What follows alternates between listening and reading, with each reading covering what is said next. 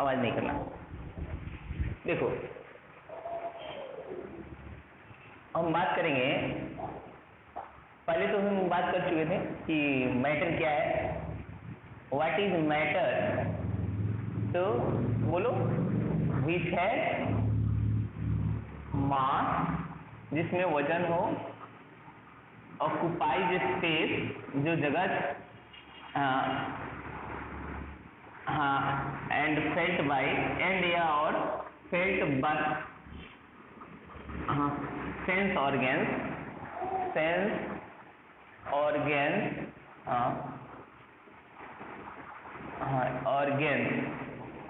Organs में क्या है, सी आएगा।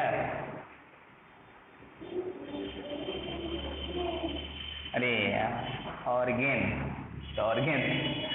सेंस ऑर्गेन्स फेल्ट बाय और sense organs is called matter और सब्सटेंस। अब देखो, ये मैटर जो है उनको दो बेस पे बांटा गया है।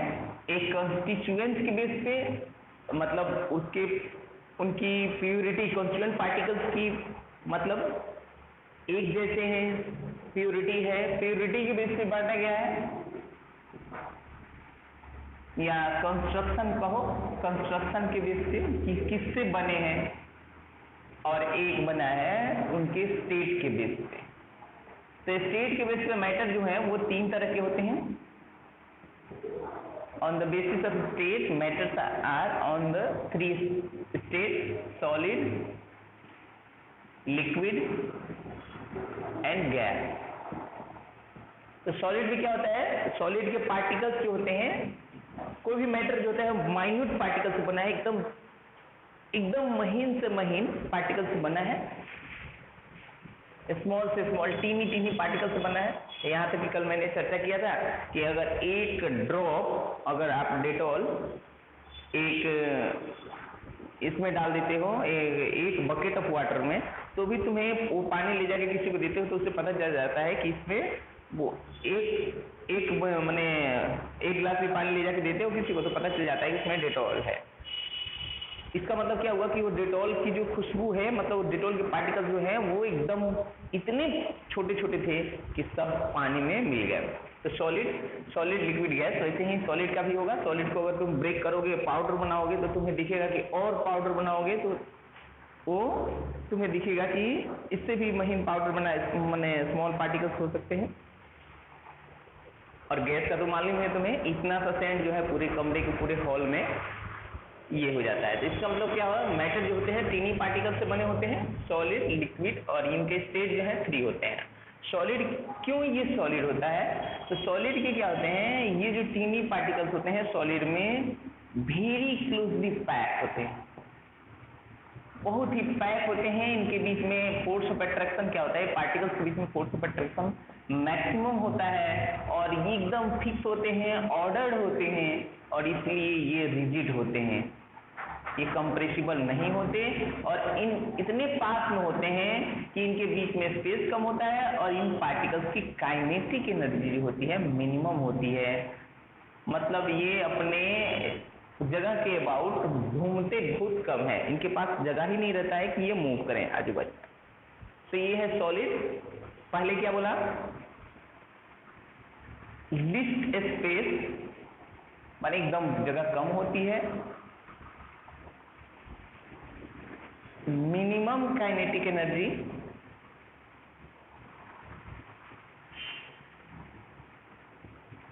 इनके बीच की काइनेटिक, इनके पार्टिकल्स की काइनेटिक एनर्जी बहुत ही कम होती है, माने हिल डुल। काइनेटिक एनर्जी क्या होती है, माने पार्टिकल्स जो है वो ऐसे ऐसे मूव करे, ऐसे ऐसे जंप करे और ऐसे ऐसे रोटेट करे, तो ये जगह बहुत कम होती है, इसलिए काइनेटिक एनर्जी इनकी बहुत ही कम होती है। और तीसरा, maximum attraction force, force of attraction क्या होता है, मैक्सिमम होता है अमॉन्ग द पार्टिकल्स, और ये जो मैक्सिमम अट्रैक्शन है वो क्या करता है, इनके पार्टिकल्स को रिजिड शेप देता है। तो कहेंगे rigid shape fixed volume, rigid shape मतलब फिक्स शेप, फिक्स्ड वॉल्यूम।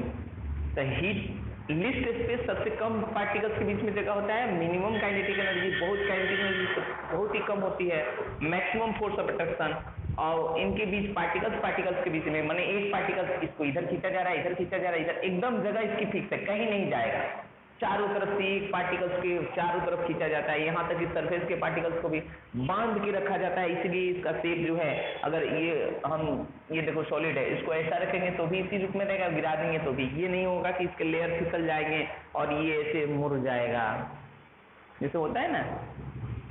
तो हाँ, अनकम्प्रेसिबल, वही रिजिड होगा तो अनकम्प्रेसिबल होगा। हाँ,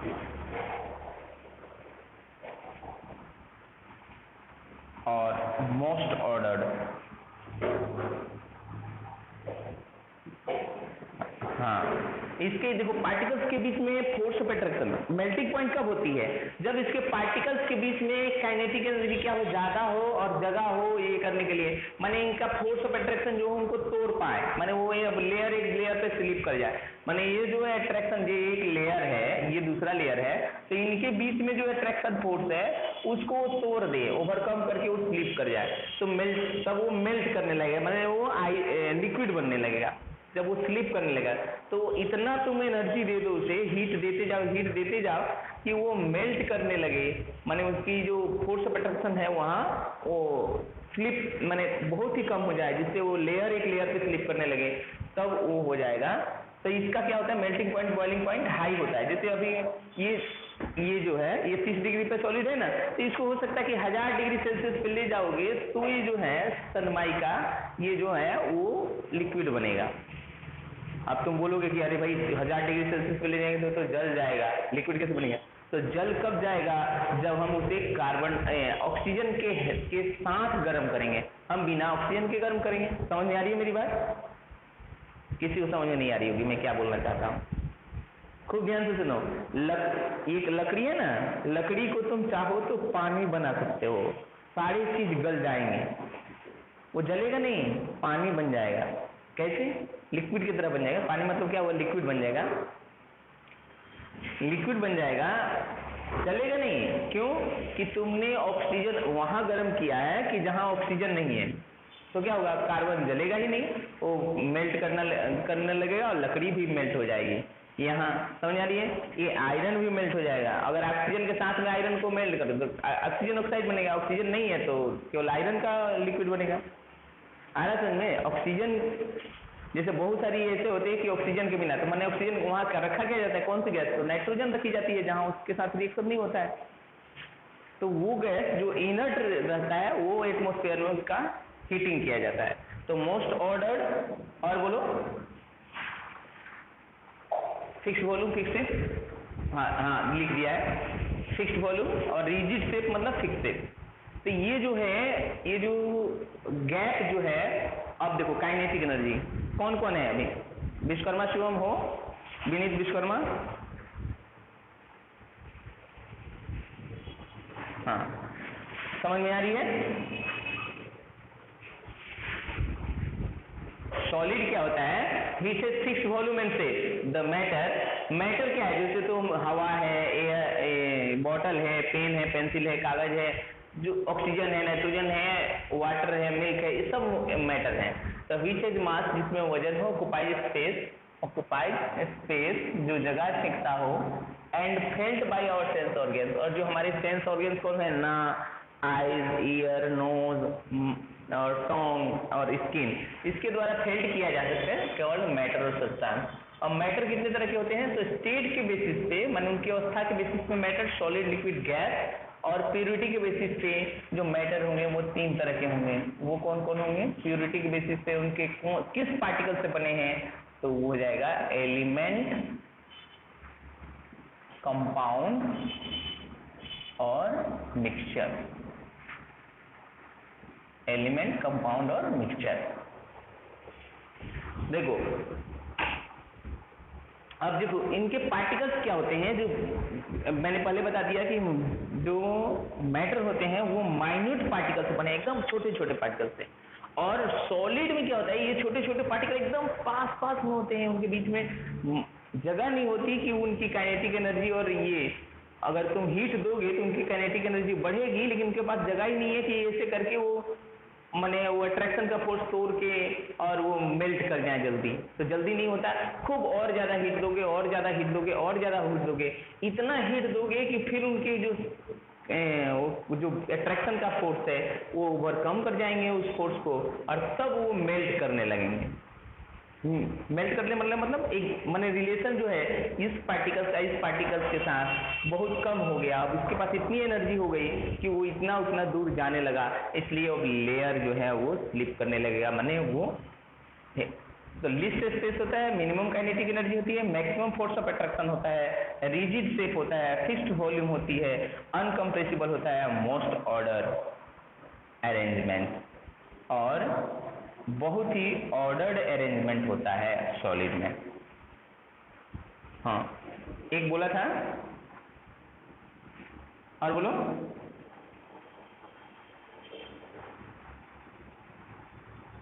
हाई क्या लिखेंगे, high melting and boiling point. Boiling point में मेल्टिंग और बॉइलिंग पॉइंट क्या होता है, the temperature at which the temperature at which a solid substance start melting, माने वो लिक्विड में ट्रांसफर होने लगता है, उस टेम्परेचर को, जिस टेम्परेचर पे वो सॉलिड से लिक्विड में ट्रांसफर होने लगता है उस टेम्परेचर को कहते हैं उसका मेल्टिंग पॉइंट। और बॉइलिंग पॉइंट क्या होता है, तो the temperature at which liquid substance start converting माने mass particles of liquid start converting into vapor state at atmospheric pressure कहना बहुत जरूरी है, तो उसका वो बॉइलिंग पॉइंट कहते हैं, माने जिस टेम्परेचर पे वो लिक्विड जो है वो बॉयल करके माने एटमॉस्फेरिक प्रेशर पे बॉयल करके माने वेपर में कन्वर्ट करने लगा जिस टेम्परेचर पे, तो उस टेम्परेचर को कहेंगे उसका बॉइलिंग पॉइंट। आगे समझ सबको। हम चलेंगे किसकी बात करेंगे, लिक्विड की। तो लिक्विड में क्या होते हैं, लिक्विड के पार्टिकल्स थोड़े दूर दूर होते हैं, और ये इसी हाँ बोलो। मैटर में कहाँ,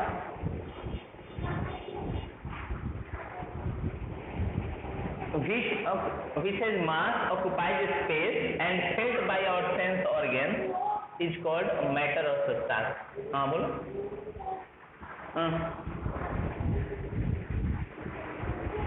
हाँ मैटर में इधर स्टेट के बेसिस पे, मैटर जो है ना कोई भी सब्सटेंस है उसको दो तरह से बांटा गया है, एक स्टेट के बेसिस पे माने अवस्था के बेसिस पे, और एक प्योरिटी माने वो कैसे प्योर है कि इम्प्योर है, किस माने उसका कंस्ट्रक्शन कैसा है,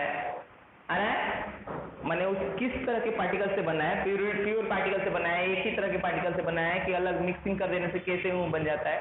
तो ये प्योरिटी के बेसिस पे एलिमेंट कंपाउंड मिक्सचर। अरे हम ये नहीं अभी कर रहे हैं, ये बाद में करेंगे।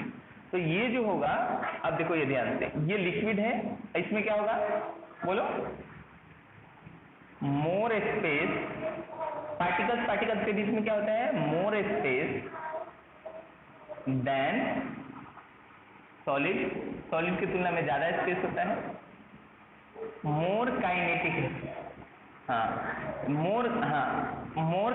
एनर्जी, अब देखो इनकी काइनेटिक एनर्जी क्या होती है, ज्यादा होती है, थोड़ी ज्यादा ये मूव करते हैं, इसलिए ये क्या होते हैं, ये लिक्विड में होते हैं और ये स्लिप कर सकते हैं। More kinetic energy compare to the then solid. और क्या होती है, और क्या बोला था, एक और तो बोला था वो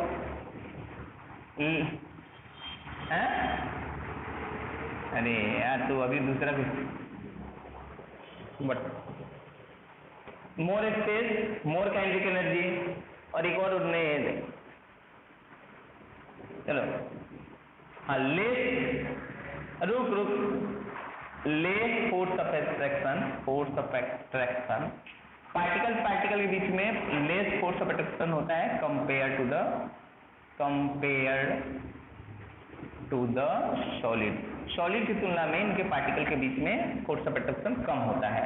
उसके बाद आएगा, ये क्या हो जाएगा बोलो, फिक्स्ड वॉल्यूम, हाँ fixed volume but not fix shape नहीं होता है। हाँ अब देखो, अब क्या होगा, लेयर ऑफ द पार्टिकल्स का लेयर जो होगा या matter, layer of the particles में स्लिप, हाँ can slip and slide on each other. अब देखो ये कैन क्यों लिखा है, जैसे देखो ऐसे रखा हुआ है लिक्विड तब वो स्लिप स्लाइड नहीं करेगा, जैसे तुम उसमें से किसी दूसरे बर्तन में डालने लगे तो क्या होता है, ऊपर वाला स्लिप करके नीचे गिरने लगता है। समझ आ रही कि नहीं आ रही है? जैसे तुमने ऐसे टेढ़ा करके बर्तन और ऐसे डालने लगा तो ये लिक्विड ऊपर वाला लेयर गिर गया, आ रही बात समझ में? स्लिप करके ये स्लिप और स्लाइड कर ले जाते हैं एक लेयर।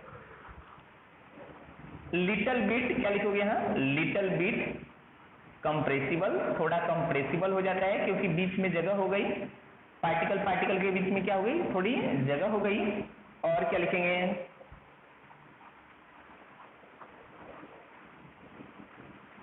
ऑर्डर्ड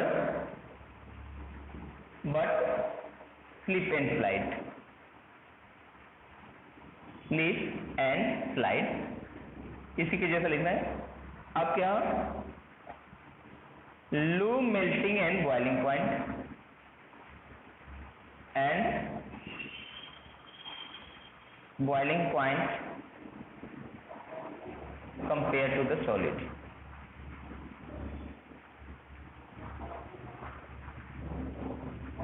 बोलिए,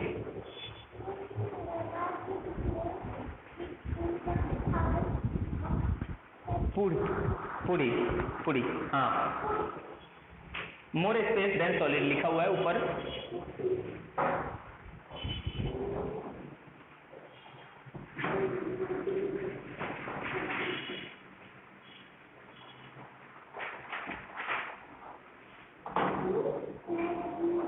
हाँ चलेगा, और लेस लिख दिया ना, कंपेयर टू लिख दिया है तो इंटरमीडिएट लिखने की जरूरत नहीं है। इंटरमीडिएट मतलब क्या होता है, बीच का। अब आगे हम क्या ले लेंगे, इंटरमीडिएट ना लिखे तो लिखेंगे कि अब गैस के लिए लिखेंगे ना तो लिख देंगे less space, more space than liquid.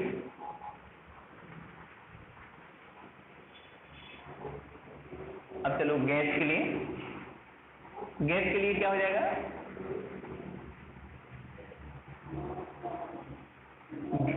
हाँ अब देखो इसमें कोई अरेंजमेंट नहीं है, देखो यहाँ थोड़ा ऑर्डर था, यहाँ ज्यादा ऑर्डर था, यहाँ लेस ऑर्डर था, यहाँ कोई ऑर्डर नहीं है, कोई कहीं भी।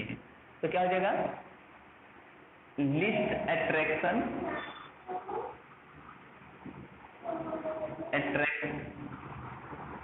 among the constituent particles, हाँ दूसरा है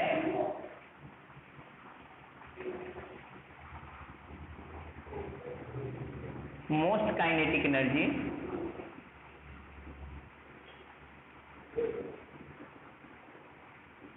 और क्या हो जाएगा,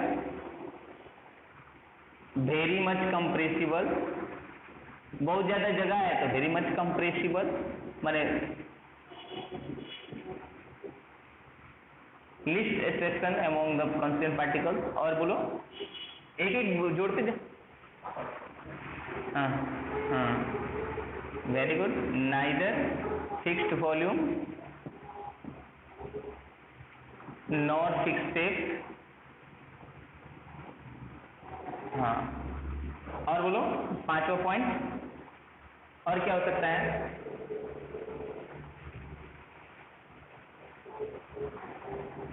particles of gas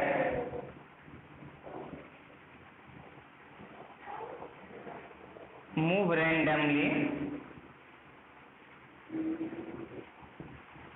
in the whole space available to them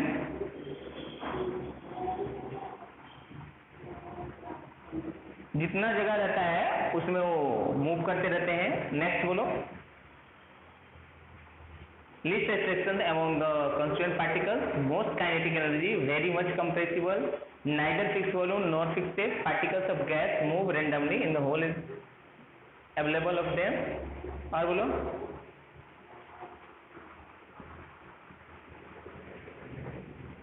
हाँ very good.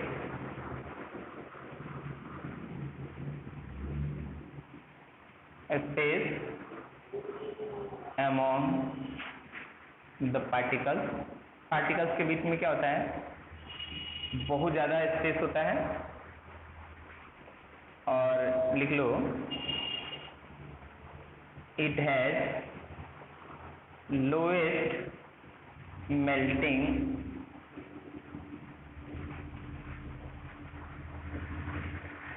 and boiling point। इसका मेल्टिंग पॉइंट और बॉइलिंग पॉइंट क्या होता है? एकदम कम होता है। मतलब जैसे गैस है, अगर देखो ये ऑक्सीजन है ना, तो ऑक्सीजन मान लो ये 30 डिग्री पे गैस में है, गैस स्टेट में है, तो अगर इसको लिक्विड में करना होगा तो इसका मेल्टिंग पॉइंट क्या है मालूम है? -150 डिग्री पे। मतलब देखो कितना कम है इसका मेल्टिंग पॉइंट। और इसको फ्रीजिंग पे ले जाओगे तो हो सकता है कि -500 या -1000 डिग्री सेल्सियस पे दे जाना पड़े। मैं जानता नहीं हूँ इसका एक्चुअल, मैंने ये जानता हूँ लगभग ये है -150 डिग्री सेल्सियस पे ऑक्सीजन जो है वो तब बनेगा शायद। देख लेता हूँ, चलो अभी देख लेते हैं शेयर करके, क्योंकि अंदाज से बोलने से। तो ये देखो इसका मेल्टिंग पॉइंट क्या हुआ? लो माने कम होता है। और सॉलिड का मेल्टिंग पॉइंट क्या होता है? हाई होता है। ये देख लेते हैं इसको अंदाज से बोलने से कोई चीज। जैसे क्या होता है, ऐसा नहीं होता कि जैसे पहाड़ पे क्या है, जैसे वहाँ -5 डिग्री -10 डिग्री सेल्सियस पे जाओगे तो वहाँ ऑक्सीजन जो है वो लिक्विड में बदल जाएगा। वो शायद -100 से ज़्यादा या -80 डिग्री से कम पे जाओगे तब वो वहाँ के ऑक्सीजन जो है शायद 130 या 150 है माइनस में, तब वो ऑक्सीजन जो है वहाँ के किस में बदल जाएंगे? लिक्विड में बदल जाएंगे। तो ये रहा सॉलिड लिक्विड गैस, सबको समझ में आ गई। अब हम बात करेंगे यहाँ बहुत ही इंपॉर्टेंट बात कर रहे हैं हम, बहुत देखो, boiling point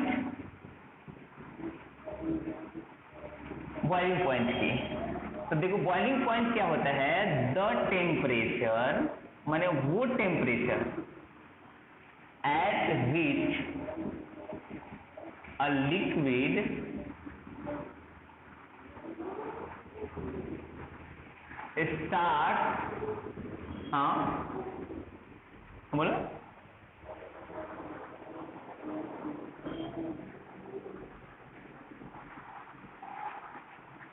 the temperature at which a liquid starts converting in its vapor in whole bulk at बोलो, the temperature at which a liquid starts converting into its vapor in whole at बोलो atmospheric pressure।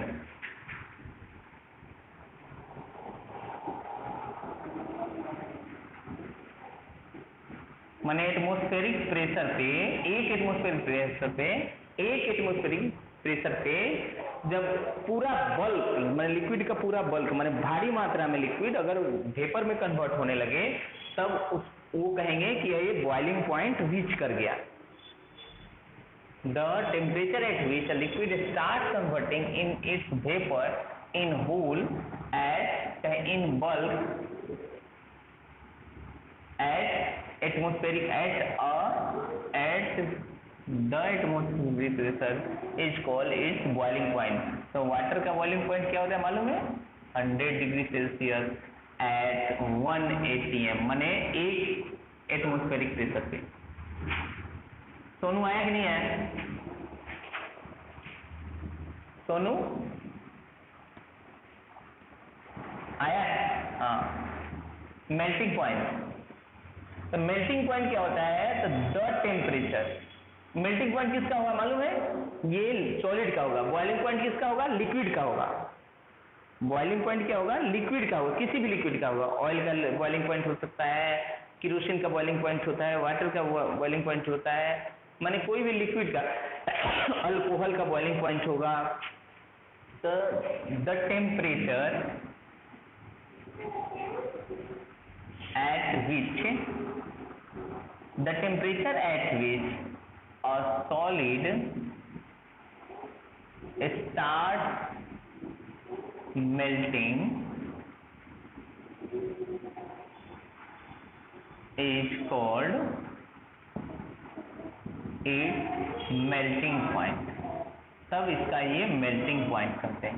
माने जिस temperature पे कोई solid, जैसे देखो 0 degree Celsius पे जो आइस है वो वाटर में कन्वर्ट होने लगता है। अब यही बात करेंगे हम लेटेंट हीट ऑफ वेपोराइजेशन। अब ये क्या है? लेटेंट हीट ऑफ वेपोराइजेशन क्या है? What is latent heat of vaporisation? Latent मतलब होता है गुप्त, छुपा हुआ, और हीट मतलब होता है ऊष्मा। तो लेटेंट हीट ऑफ वेपोराइजेशन क्या है? जब heat required to convert 1 kg of liquid into its vapor at, बोलो, latent heat of vaporization क्या है? Heat required to convert 1 kg of liquid into its vapor at its boiling point and atmospheric pressure।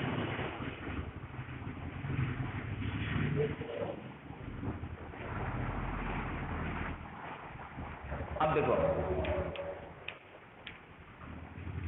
And at atmospheric pressure, at 1 atmospheric pressure. अब देखो है क्या? जैसे 1 kg तुमने पानी ले लिया, 1 kg पानी ले लिया, उसको गर्म करके तुम कहाँ पे ला दिए हो मालूम है? इसके बॉइलिंग पॉइंट पे, माने 100 डिग्री सेल्सियस पे। 1 kg पानी है और 100 डिग्री सेल्सियस पे है, माने बॉइलिंग पॉइंट पे है। तब तुमको जितनी हीट लगेगी, अमाउंट ऑफ हीट, अब यहाँ देखना है कितना जूल हीट लगा, अमाउंट ऑफ हीट जो अब इस 100 डिग्री सेल्सियस के लिक्विड को 100 डिग्री सेल्सियस के वेपर में कन्वर्ट कर दे। 1 kg पूरा लिक्विड 1 kg पूरा वेपर में बदल जाए, लेकिन ये भी 100 डिग्री सेल्सियस पे ही रहेगा, टेम्परेचर नहीं बढ़ेगी। जब तक ये पूरा का पूरा लिक्विड वेपर में कन्वर्ट नहीं करेगा तब तक तुम इसका टेम्परेचर इसका नहीं बढ़ेगा, नहीं इसका बढ़ेगा नहीं इसका बढ़ेगा। अब जो तुम हीट दे रही हो, टोटल का टोटल हीट जो है वो फेज ट्रांसफर में गया, मतलब ये लिक्विड फेज से वेपर फेज में करने में गया, तो उसे कहते हैं उसका latent heat of vaporisation. The amount of heat, खूब ध्यान से देखना, the amount of heat, the amount जोड़ लो, the amount of heat required, heat लिखा हुआ, required to convert 1 kg of liquid into its vapor at its boiling point, माने boiling point पे already है, boiling point से boiling point पर ही, माने 100 degree Celsius vapour is called, its boiling point and at 1 atmospheric pressure is called its latent heat of vaporization। समझ में आ गई हम सबको? हाँ या ना? जैसे देखो होता क्या है, पहले वाटर जो है, अभी मान लो हम लोग वाटर जो है वो 30 डिग्री सेल्सियस पे है, तो तुम जैसे हीट दोगे वो 31, 32, 30, 35, 40, 45, 60, 55 ऐसे बढ़ता जाएगा। उसमें से इवेपोरेशन भी होगा, मतलब उसके सरफेस के पार्टिकल्स जो हैं उड़ेंगे भी, लेकिन वहाँ बॉइलिंग नहीं हो रही है। ध्यान से देखना, वो बॉइलिंग नहीं हो रही है। बॉइलिंग कब स्टार्ट होगा, मैंने पानी कब खोलना शुरू होगा, तो जब वो 100 डिग्री सेल्सियस पे आ गया। अब पानी 100 डिग्री सेल्सियस पे आ गया, अब वो पानी 1 kg पानी जो 100 डिग्री सेल्सियस पे है, अब जो तुमको अलग से जितनी एनर्जी देनी पड़ेगी, जितना हीट देना पड़ेगा कि वो 1 kg वाटर जो है वो जो 100 डिग्री सेल्सियस पे है 1 kg वेपर में कन्वर्ट हो जाए, वो जितनी एनर्जी तुम्हें उस समय लग रही है 1 kg 100 डिग्री सेल्सियस पे वाटर को 1 kg वेपर में बदलने के लिए at 100 degree Celsius, this heat of energy is called latent heat of vaporisation. समझ में आ गई होगी? हाँ या ना? हाँ। अब चलो बात करते हैं लेटेंट हीट ऑफ फ्यूजन।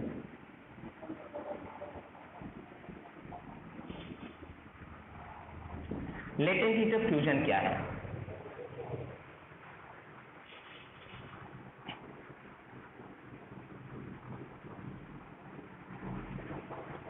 तो लेटेंट हीट ऑफ फ्यूजन क्या है कि अमाउंट ऑफ हीट, यहां भी वही amount of heat required to convert 1 kg of solid into liquid at its melting point। यहाँ प्रेशर की बात नहीं होती, मेल्टिंग पॉइंट। अब ये नहीं है कि तुम -5 डिग्री सेल्सियस पे 1 kg आइस दे दिए हो, सुनो ध्यान से, -5 डिग्री सेल्सियस पे आइस दे दिए हो और उसको कन्वर्ट करके और 1 kg वाटर में बदलना है, नहीं, -5 पे नहीं। अब -5 से तुम्हें 0 डिग्री सेल्सियस को करने में जितना हीट लगेगा उस हीट को हम काउंट नहीं करेंगे। अब देखो किसी का माइक्रोफोन चालू है, बंद कर दो। अब देखो माइक्रोफोन किसका चालू है, ऑफ करो, अरे माइक्रोफोन ऑफ करो। अब देखो किसकी माइक्रोफोन चालू है, अब देखो एक आइस बंद करो, 1 kg आइस है, इसका जो -5 डिग्री सेल्सियस टेम्परेचर है उसको क्या करना है, तुम हीट देते देते पहले 0 डिग्री सेल्सियस पे लाओगे आइस। अब 0 डिग्री सेल्सियस पे आइस आ गया है, अब वहां से जो हीट तुम दिए हो, जितना भी हीट दे रहे हो, जिसके चलते वो 1 kg आइस 0 डिग्री पे है, वो 1 kg पानी, और वो भी 0 डिग्री पे पानी पे, ज़्यादा टेम्परेचर नहीं बढ़ेगा, बढ़ाओ और हीट दे दोगे तो बढ़ जाएगा, नहीं, उतना ही हीट देना है जिससे 1 kg आइस जो 0 डिग्री सेल्सियस पे है 1 kg वाटर में कन्वर्ट हो जाए 0 डिग्री सेल्सियस पे, तब उतने अमाउंट ऑफ हीट रहेंगे, उसका लेटेंट हीट ऑफ फ्यूजन। वो क्या करेगा, वो अमाउंट ऑफ हीट क्या करेगा, इसके काइनेटिक एनर्जी को केवल बढ़ाएगा, काइनेटिक एनर्जी को बढ़ा के उसके क्या करेगा, जो अट्रैक्शन जो है एकदम जकड़ा हुआ है उसको तोड़ देगा और उसके लेयर स्लिप करने लगेंगे, तो उतना हीट चाहिए जिसके केवल वो बॉन्ड को तोड़ दे, माने सॉलिड से लिक्विड बना दे। इसकी एनर्जी को और बढ़ाए नहीं, 0 से 1 पे नहीं लाना है, 0 डिग्री पे ही रहे। तो समझ में आ गई है सबको? हाँ या ना?